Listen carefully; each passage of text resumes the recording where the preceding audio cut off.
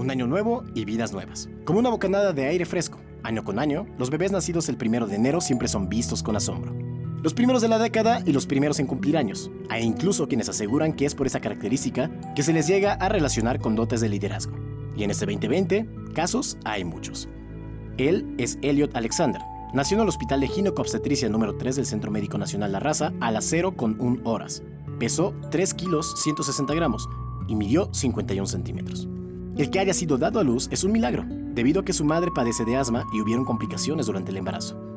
De manera sorpresiva, los doctores evaluaron su peso, tono muscular y frecuencia cardíaca, y convinieron en que se encuentra sano y en óptimas condiciones. Él es el primer bebé nacido en el Instituto Mexicano del Seguro Social de este 2020.